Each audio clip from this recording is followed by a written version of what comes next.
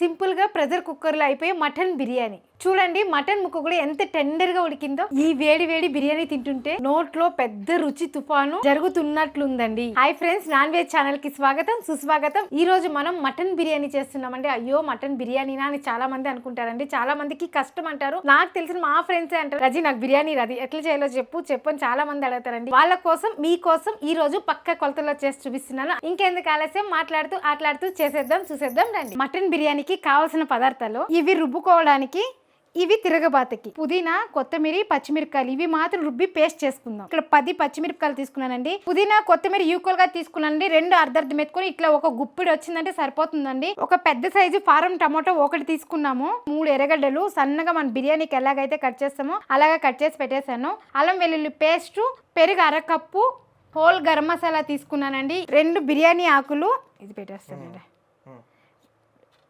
చెక్క చిన్న సైజులో 2 తీసుకున్నాను. 6 లవంగాలు, కొద్దిగా కల్పాసి, 2 స్టార్ పువ్వులు, 2 అనానాస పువ్వు, 1 జాపత్రి చిన్నది, అలాగే 2 యాలకులు. ఇక్కడ నేను 1/2 కేజీ మటన్ తీసుకున్నానండి. బిర్యానీకి మనం ఫస్ట్ ప్రెషర్ కుక్కర్ లో పెట్టుకొని ఒక 3 విజిల్ పెట్టుకుంటే ముక్క అనేది మెత్తగా ఉంటుందండి. మళ్ళీ అంతా రైస్ అంతా కలుపుకున్నాక మళ్ళీ ఉడుకుతుంది కదండి, అప్పుడు ముక్క అనేది సాఫ్ట్ గా ఉంటుందండి. అలా ఉంటేనే బిర్యానీ టేస్ట్ అనేది బాగుంటుంది. ముందుగా మటన్ కడుక్కునేసి కుక్కర్ లో వేసుకునేద్దాం. బిర్యానీ అంటేనే మామ నల్లి ముక్కలు వేసుకొస్తారండి. ఈ నల్లి ముక్కలు ఉంటే మామకి ఇష్టము, బిర్యానీ టేస్ట్ బాగా వస్తుందండి. కాబట్టి ఇట్లా నల్లి ముక్కలు 2 వేసుకొచ్చారండి మామ. చూడండి ముక్క కూడా మీడియంగా కొట్టుకొచ్చినారు మామ. ఇలా ఉంటేనే అండి బిర్యానీకి బాగుండేది. చాలా మంది ఇంకా పెద్ద ఇంతంత పెద్ద వేస్తారండి. ఇప్పుడు మటన్ కడిగేసాం కదా, ఈ మటన్ని ఇందులో వేసుకునేద్దాం. నీళ్ళు లేకుండా పిండేసి వేసుకోవాలి. ఇందులో కొద్దిగా పసుపు, అలాగే కొద్దిగా కల్లుప్పు, కొద్దిగా అల్లం వెల్లుల్లి పేస్టు. ఇప్పుడు అల్లం వెల్లుల్లి పేస్ట్ వేసేదాని వల్ల స్మెల్ బాగుంటుందండి. కాబట్టి మనం ఉడకపెట్టేటప్పుడు కొద్దిగా వేసుకోవాలి. ఇప్పుడు దీన్ని అంతా బాగా కలుపుకునేద్దాం. ఉప్పు, పసుపు, అల్లం వెల్లుల్లి పేస్ట్ అండి, ఈ 3 వేసాము. ఇందులో కారం వేయడం లేదు, ఎందుకంటే మనము గ్రీన్ కలర్ బిర్యానీ చేస్తున్నాము. కారం ఇప్పుడు వేసేసి మళ్ళీ పచ్చిమిర్చి వేసినామంటే అది కారం ఎక్కువైపోతుందండి. కాకపోతే ఏదైనా ఒక్కటే వాడదాం అనేసి ఈరోజు నేను మామూలుగా రెడ్గాను చేస్తానండి. ఈరోజు గ్రీన్గా చేద్దామని గ్రీన్ బిర్యానీ పచ్చిమిర్చి వేసి చేస్తున్నాను. ఇలా కలిపేసినాక నీళ్ళు పోసుకోవాలి. నీళ్ళు కూడా ఎక్కువ పోయొద్దండి, మన ముక్క మునిగిందంటే సరిపోతుంది. చూడండి నీళ్ళు పోసినాక ముక్క మునిగిందా సరిపోతుందండి. ఈ నీళ్ళు కూడా మనము మళ్ళీ కొలత పెట్టుకోవాలి, ఎందుకంటే మనం ప్రెషర్ కుక్కర్లో పెడుతున్నాం కదా, నీళ్ళు కొలత పెట్టుకొని ఆ నీళ్లు పోసేస్తామండి. ఇప్పుడు 3 విజిల్లు వచ్చిందంటే మన మటన్ ఉడికిపోతుందండి. ఆ లోపల ఏమేమి కావాలో అవి తీసుకునేద్దాం. మనం 1/2 కేజీ మటన్ తీసుకున్నాం కదండి, 1/2 కేజీ బియ్యం తీసుకున్నాము. కరెక్ట్గా 1/2 కేజీ ఉంది చూడండి. ఇక్కడ నేను బాస్మతి రైస్ తీసుకున్నానండి. ఈ బియ్యం బదులు చిట్టి ముత్యాలు వస్తుంది కదండి, జీరా రైస్ అంటారు కదా, అది తీసుకోవచ్చు. మన ఇంట్లో ఎప్పుడు ఉండే సోనా మసూరా బియ్యం తీసుకోవచ్చండి, ఏదైనా తీసుకోవచ్చు. ఈ 1/2 కేజీ బియ్యం అనేది ఈ గ్లాసు 2 గ్లాసులు వచ్చిందండి. ఈ బాస్మతి బియ్యానికి 1 గ్లాసు తీసుకున్నామంటే బియ్యము 1.5 గ్లాస్ అండి. ఇక్కడ నేను 2 గ్లాసులు వచ్చింది 1/2 కేజీకి. అప్పుడే విజిల్ వచ్చేసిందండి ఒకటి. ఈ బాస్మతి బియ్యానికి 1 గ్లాసుకి 1.5 గ్లాస్ పోయాలండి నీళ్లు. ఇక్కడ 2 గ్లాసులు వచ్చింది 1/2 కేజీకి, కాబట్టి 3 గ్లాసులు నీళ్ళు వేస్తున్నాను. ఆ 3 గ్లాసులు నీళ్ళు వేసేదాని వల్ల బియ్యం అనేది పర్ఫెక్ట్గా ఉడుకుతుందండి. బాగా పూసలుగా మనకు విడివిడిగానే వస్తుంది బియ్యము. కాకపోతే మనము 1/2 గంట బియ్యం నానబెట్టాలండి. ఇప్పుడు మనం కుక్కర్ పెట్టేసినాం, 2 విజిల్లు వచ్చేసింది. ఇంకొక విజిల్ వస్తే మనం తిరగబాత పెట్టాలి కదా, స్టవ్ ఆపేద్దాం. 3 విజిల్కి పెట్టామండి. ఇప్పుడు మనం ఉడకలేదంటే మళ్ళీ 1 విజిల్ పెట్టుకోవచ్చు, దానికి ఏం ప్రాబ్లం లేదు. ఇప్పుడు మనం కొంచెం టైం తీసుకొని ఒక 20 నిమిషాల నుంచి 25 నిమిషాల దాకా బియ్యం నానబెట్టుకున్నామంటే 1.5 గ్లాసే పోయండి నీళ్ళు. చాలా అంటే చాలా బాగా వస్తుందండి. మీరు ఎక్కువ పోసానంటే బియ్యం ఒకదానికొకటి అతుక్కొని బాస్మతి బియ్యం తినేదానికి బాగుంటుందండి. పలపలాని ఉంటేనే బియ్యం బాగుంటుంది. అదే మీరు నార్మల్ బియ్యం వేసుకున్నారనుకోండి, దానికి మామూలుగా మీరు ఎట్లా వంటకు వాడతారో అదేలాగా నీళ్ళు పోసుకోండి, సరిపోతుంది. ఇప్పుడు ఈ బియ్యం నానబెట్టేద్దాం. బియ్యం కూడా ఫస్ట్లోనే కడిగేయాలండి. 2 సార్లు కడుగుతారో 3 సార్లు కడుగుతారో అది మీకు సాటిస్ఫాక్షన్. ఇప్పుడు బియ్యం అయితే నేను ఇక్కడ బాగా కలిపి కడుగుతున్నానండి. 2 సార్లు కడిగేసి 3వ సారి నీళ్ళు పోసి పెట్టేస్తున్నాను. మళ్ళీ కూడా కడుక్కోవచ్చు కదా కానీ అందరికి డౌట్ వస్తుందండి. బియ్యం నానిపోయి ఉంటుంది. బాగా కలిపి కడిగినారంటే బియ్యం అంతా విరిగిపోతుందండి. కాబట్టి ఇప్పుడే కడిగి పెట్టుకునేది, మళ్ళీ కడగకూడదు. నీళ్ళు వంచామా బియ్యం వేసామా అంతే ఉండాలి. 2 సార్లు కడిగేసాను. 3వసారికి నీళ్ళు పోసి పక్కన పెట్టేస్తామండి. ఇప్పుడు అంతా నాని 20 నిమిషాల తర్వాత కుక్కర్ పెట్టుకోవద్దండి. ఇప్పుడు ఇది అయిపోయింది కదా, మనం అన్నీ కట్ చేసుకొని మనం కుక్కర్ పెట్టుకున్నామంటే అవంతా వేగి మనం ఎసురు పోసే టయానికి బియ్యం బాగా నానుతుందండి. ఆ టైం కూడా మనం తీసుకోవాలి, అప్పుడు మనకు టైం సేవ్ అవుతుంది. కాబట్టి ఇప్పుడు మనం అన్నీ కట్ చేసుకునేసి అలాగే ఏమన్నా రుబ్బుకోవాలంటే కూడా రుబ్బి పెట్టుకునేద్దాము. ఆయనకి బియ్యం నానిపోతుంది. మనం కుక్కర్ పెట్టేసినామంటే డైరెక్ట్గా అన్ని తిరుగుబాటు పెట్టేసి బియ్యం వేసి కుక్కర్ మూత పెట్టినంటే మన బిర్యానీ రెడీ. ఇప్పుడు అన్ని ఇలా నీళ్ళలో వేసి బాగా కడుక్కునేస్తామండి. కడిగేసి మనం మిక్సీలో పట్టేద్దాము. ఇంకొకటండి, అల్లం వెల్లుల్లి పేస్ట్ ఇంట్లో లేదు అంటే అప్పుడు ఏం చేయొచ్చు తెలుసా, ఇందులోనే కొద్దిగా అల్లము వెల్లుల్లి రెండు వేసి పేస్ట్ చేసుకున్నామంటే ఈ మసాలానే కూడా సరిపోతుందండి. అక్క మీరు అందులో వేశారు కదా, మేము ఇందులో వేసి చేస్తే ఎలా అంటే, ఎలా అక్క అది బాగుంటుందా బాగుందంటే బాగుంటుందండి, కాకపోతే దానికి వేసాం కదా ఆ క్వాంటిటీ కూడా ఇందులో వేసేసి రుబ్బేసి మన తిరుగుబాతులో బాగా వేయించినామంటే ముక్కకు బాగా పడుతుందండి. దాంతోనే వేసి ఉడకపెట్టాల్సిన అవసరం లేదండి, ఇందులో వేసినాను సరిపోతుంది. అలా లేనప్పుడు ఇలా చేసుకోవచ్చు. చూడండి మిక్సీ కూడా పట్టేస్తాం. చూడండి మన మటన్ కూడా ఎట్లా ఉడికిందో చూపిస్తాను. చూడండి మెత్తగా ఉడికిపోయిందండి మటను. ఇప్పుడు కుక్కర్ పెట్టేస్తామండి. కుక్కర్ వేడెక్కింది. నెయ్యి వేసుకుందాము. ఇక్కడ 2 స్పూన్లు నెయ్యి వేస్తున్నాను, అలాగే కొద్దిగా నూనె. ఇప్పుడు వేడెక్కింది. మసాలా దినుసులు వేసుకుందాం. మసాలా దినుసులు కూడా కొద్దిగా వేగినాక వేయాలి. ఎర్రగడ్డలు ఇప్పుడు ఎర్రగడ్డలు వేసుకుందాం. ఎర్రగడ్డ బాగా వేగాలి. వేగినాక మనం అల్లం వెల్లుల్లి పేస్ట్ వేస్తాం. ఇప్పుడే వేయచ్చు కదా, వేగిపోతుంది కదా అనేసి అనుకుంటారు. ఇప్పుడే వేసామంటే అల్లం వెల్లుల్లి పేస్ట్ వేగిపోతుంది, కానీ మనకి ఎర్రగడ్డ లేగదు. ఎర్రగడ్డ కొంచెం కలర్ వచ్చినాక వేసినామంటే అప్పుడు వేగిపోతుంది.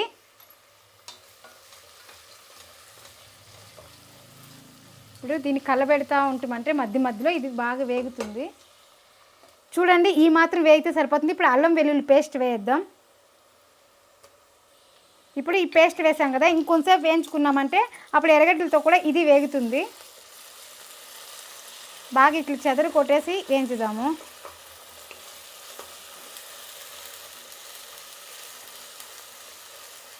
చూడండి అల్లం వెల్లుల్లి పేస్ట్ కూడా వేగింది. ఇప్పుడు మనం టమాటా వేసుకుంటాము. టమాటా అర్ధం వేగినాక రుబ్బుకున్నాం కదా ఆ పేస్ట్ వేసి వేయించుదాం.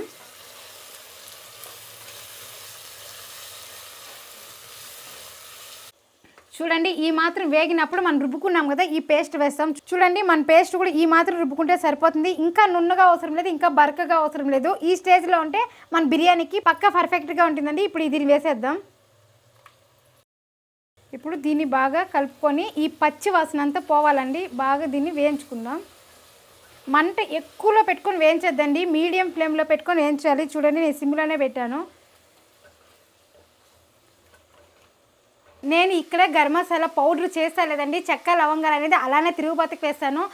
ప్రెషర్ కుక్కర్ అయితే మూత పెట్టినప్పుడు అన్నీ తేలుకుంటుందండి, అప్పుడు తీసి పక్కన పెట్టేస్తాను. లేదా పాత్రలో చేసినానంటే అప్పుడు మామకి వేసేటప్పుడు గట్టి తీసుకొని వేసేటప్పుడు అన్నంలో పడింది తీసి పక్కన పెట్టేస్తానండి. అప్పుడు మామ విసుక్కోకుండా ఇష్టంగా తింటారండి. ఈ ట్రిక్ మీరు కూడా ఫాలో చేయండి. ఇప్పుడు ఇందులో కొద్దిగా ఉప్పు వేస్తాము. ఆల్రెడీ మనం మటన్లో వేసాం కదా కాబట్టి చూసి వేసుకోవాలండి ఉప్పు అనేది. అలాగే కొద్దిగా పసుపు. ఇప్పుడు దీన్ని బాగా కలుపుకునేద్దాం. పుదీనా, కొత్తిమీర, పచ్చిమిర్చి పచ్చి వాసన పోయేదాకా వేయించుకోవాలండి సిమ్లో పెట్టుకొని.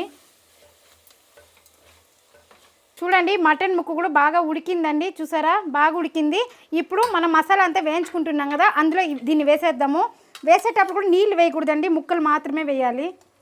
ఇప్పుడు పీసులు వేసాం కదా ఇందులోకి పెరుగు వేసేస్తున్నాను.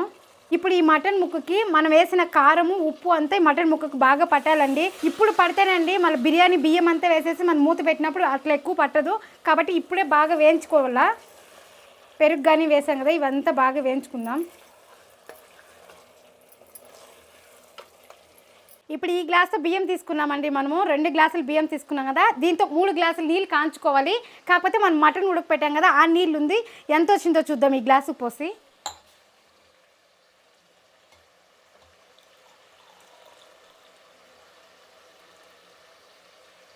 చూడండి ఈ నీళ్ళు ఒక గ్లాసుకి కొద్దిగా తక్కువ ఉందండి, దీనికి ఈక్వల్గా పోసేద్దాం.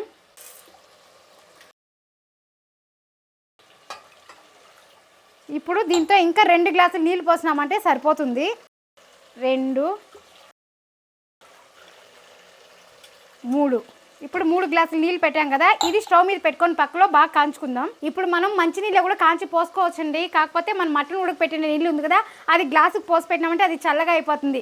ఎప్పుడు కానీ మనం బిర్యానీ కానీ రైస్ బాత్ కానీ ఏది చేసినాను వేడి నీళ్ళు అనేది పోసుకునే దానివల్ల రుచి సూపర్గా డబుల్ అవుతుందండి.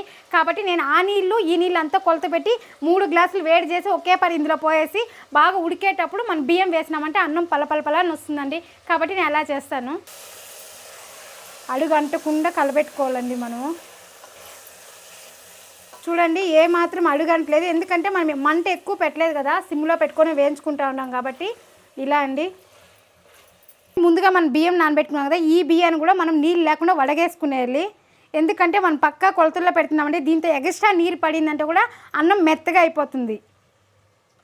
బాస్మతి బియ్యానికంతా నీళ్ళు తక్కువే పెట్టారండి. అదే మీరు మనం మామూలు నార్మల్ రైస్ పెడతాం కదండి, దానికంటేనూ పలపలాని రావాలక్క అనేవాళ్ళు అది ఒక హాఫ్ అన్ అవర్ నానబెట్టుకునేసి 1 గ్లాసుకి 2 గ్లాసులు అంటే 1 గ్లాసు నీళ్ళు తగ్గించిపోయండి, అన్నం పలపలాని వస్తుంది.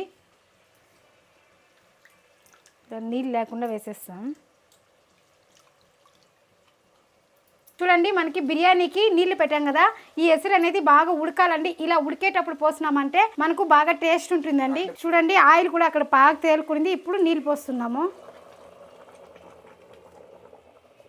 చూడండి నీళ్ళు పోసేటప్పుడు కూడా అట్లా ఉడుకుతా ఉంది. ఇట్లా ఉడకాలండి ఎప్పుడు కానీ బిర్యానీకి. ఇప్పుడు దీన్ని బాగా మిక్స్ చేసుకునేద్దాం. అదే చన్నీళ్ళు పోసినారంటే టేస్ట్ తగ్గిపోతుందండి. కాబట్టి ఇలా ఉడికి నీళ్ళు వేసుకున్నారంటే టేస్ట్ అనేది డబుల్ అవుతుందండి. బియ్యం కూడా మనం బాగా వడగేసాము. ఇప్పుడు ఈ బియ్యం వేద్దాం. ఇప్పుడు బియ్యం వేసాం కదా, నిదానంగా కలుపుకుందాము బియ్యానికి అంతా మసాలా పట్టే మరి. ఇలా మీరు ఈ స్టేజ్లో ఉప్పు కారం తక్కువ ఉందనిపిస్తే కూడా చూసుకోవచ్చండి.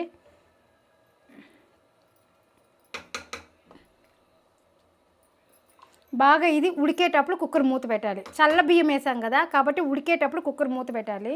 ఫాస్ట్ అని ఉడికిపోతుందండి. ఎందుకంటే మనం నీళ్ళు బాగా ఉడకపెట్టుకొని పోసాం కదా, బియ్యం ఒక్కటే చల్లగా ఉంది కాబట్టి కొంచెం ఒక 2 నిమిషాలు పడుతుంది.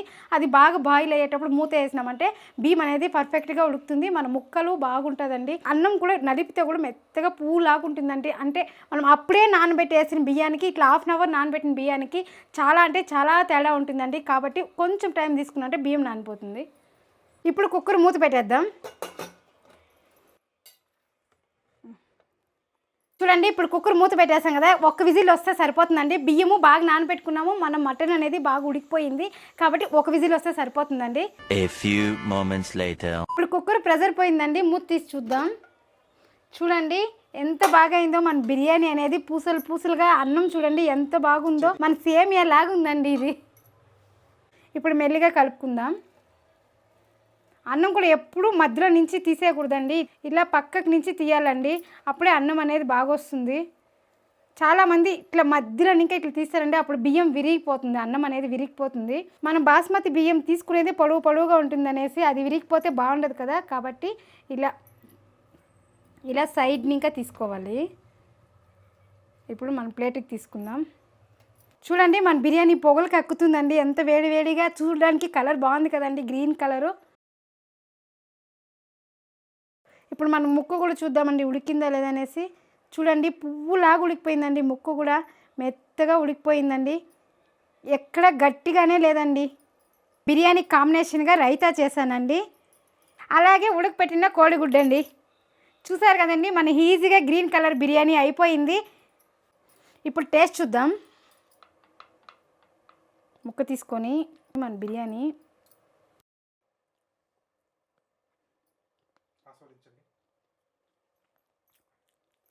చాలా అంటే చాలా సూపర్గా ఉందండి బిర్యానీ.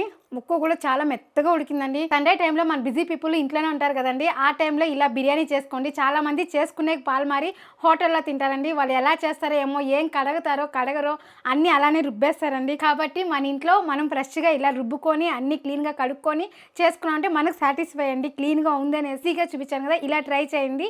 ఎలా వచ్చిందో నాకు కామెంట్ చేయండి. ఇలాంటి మంచి నాన్ వెజ్ వీడియోలు ఈ ఛానల్కి తెస్తానండి. మీరు ఆ ఛానల్ని ఎలా ఆదరించారో అలా ఈ ఛానల్ ఆదరించండి. మీరు ఆదరిస్తారనే నమ్మకంతో నేను వీడియోలు చేస్తున్నానండి. మరొక మంచి వీడియోతో మళ్ళీ కలుద్దాం. బాయ్.